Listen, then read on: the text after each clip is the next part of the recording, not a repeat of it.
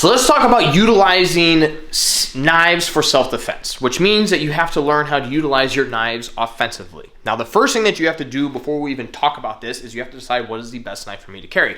Best way to figure this out, go take some seminars. Go train with guys like Aaron Giannetti or Craig Douglas, where they're going to allow you to work with different types of training knives, different types of setups, and you can kind of figure out what works best for you. So for me, when I started taking those classes, I found that the Clinch Pick 2.0 from ShivWorks is actually the best knife for me when it comes to carrying for self-defense. I do have a whole review that we'll post that up above as well. But this is one that I carry on an everyday basis. It's a tiny blade. It's double-sided. It's got the point at the end. It attaches right to the front of my hip.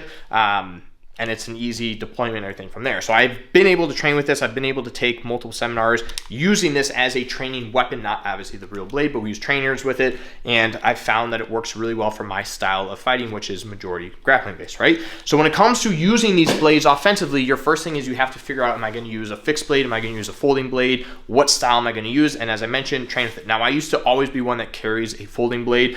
We've got a trainer here that we're just going to use for demo purposes today. But ever since I kind of started really getting into knife defense, I will never carry a folding blade unless it's for work purposes.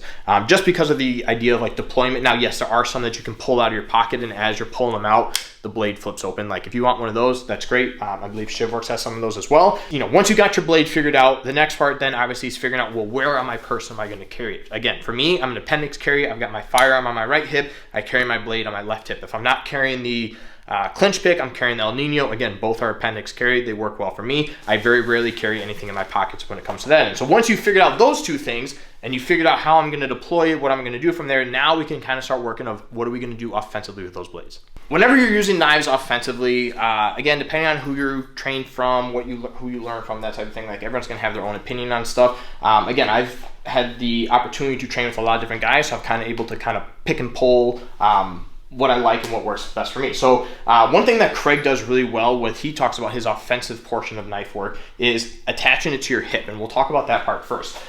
Typically people are going to assume like if I'm holding a blade, I'm going to hold it kind of out here and I'm going to jab and I'm going to slash and I'm going to do all that stuff, which is great. But again, when my arm is out and it's exposed like this, I'm leaving it up to this guy. I'm leaving that opportunity to where they could get hands on and start trying to isolate and attack that arm. So one thing that Craig recommends is that you attach it to your hip, and everything's going to come from this hip. Again, is it the best system? No, every system has its flaws, but it's a system, and when I tried it, worked with it, it works well for me. So the idea from this is that when I'm at my hip, I can keep this distance, and when I need to, just like as if you're kind of having like a hanging jab where you pop it up from the hip, it's the same idea. It's going to be from my hip, and I can jab, and I can come right back down. It sticks to my hip the entire time. My elbow's not exposed, so there's no chance of him getting behind that arm. Everything is kept nice and tight to my body, but I can still work nice jabs from there, and again, it comes right back to my hip. Now, part two of this is notice that right now, like I'm a right-handed, so this is what we consider like an orthodox stance, especially if we're talking boxing, right? However, the problem with this when it comes to blade work is that I'm farther out of range than I want to be. What I mean by that is if I want to extend and make contact, look how far I have to lean into it.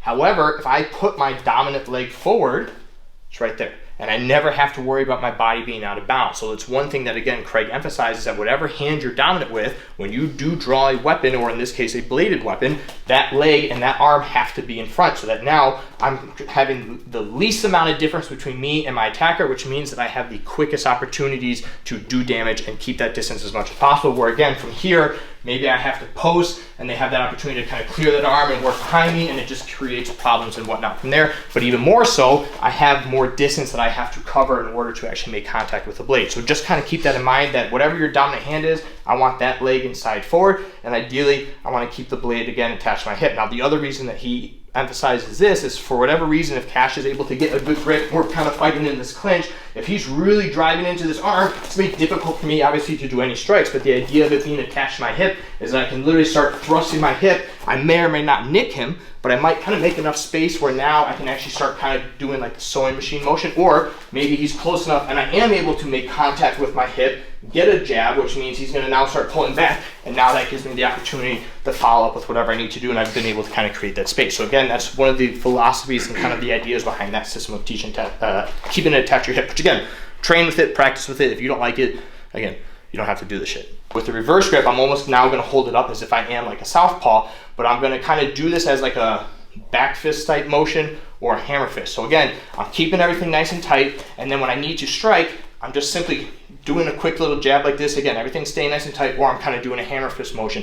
Both work, both are effective, both are able to, again, maintain that close distance. But the other thing to keep in mind is, once again, I'm keeping my dominant side forward. Compared to here, now it's really awkward. Now it becomes like a weird, like the hammer fist motion is still there, but kind of like this reverse back fist type strike. It's very awkward when we're at this distance. But when I'm in the dominant position, it's right there, it's quick, it's fast. So again, if you're going reverse grip, this is kind of like the recommended way. If I'm going kind of your standard grip, keep it attached to your hip, and we go from there. Now again, when it comes like the striking, obviously we have the jabs, you have the reverse jabs, but now we can kind of talk about slashes. Now, obviously this training blade is just kind of bladed on one side. You do have blades that are double bladed, such as the clinch pick that I carry. So when I carry something like that, I have the ability to not only slash forward, but I also have the ability to slash back, which again comes in handy. Now, the biggest thing to understand when we are talking about using knives in self-defense, my goal is not to post up on cash and just sit here and go to town and then claim self-defense, right? My job and purpose of using a bladed weapon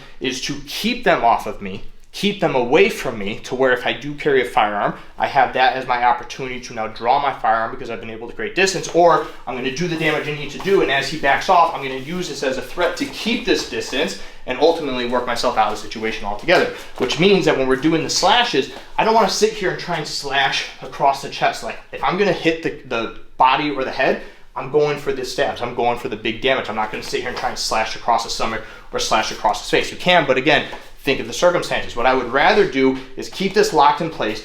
If he starts reaching for me, maybe he's reaching for the weapon, maybe he's reaching for my hand, reaching for me, whatever the case is, I use that as an opportunity to slash at the arms. Now again, all I'm looking to do if he sticks his arm out is, again, cut here. I'm not like trying to hit up on the bicep or hit up in the armpit. I'm literally just slashing as he comes at me, so that again, I'm making contact with his hand, his wrist, his arm, his forearm, and I'm just sitting there doing the damage. If you have the reverse blade, again, like I do with the clinch pick, I have the opportunity to come in and actually cut back, right? So if you have a double bladed knife, then I have the ability to slash this way or slash this way. Again, both work, both are a great way to keep this person from reaching, keep this person from trying to grab you, and then if they do manage to close that distance, well then now I can sit here and I can do what I need to do, and again, I come right back to my side. I'm not trying to do all this fancy stuff where I got my arms out and everything like this. I'm keeping everything nice and tight.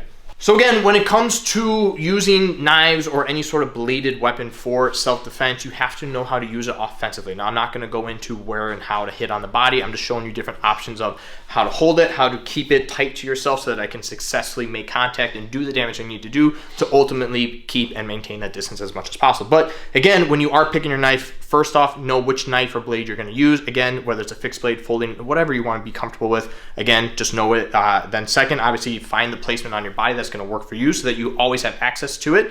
And then ultimately train with it so that you know exactly how you can deploy it, exactly how you can utilize it. And then again, you can just kind of build that comfort level so that when you do carry the blades, you feel comfortable that you can use it offensively to keep yourself safe for self-defense. Stay safe.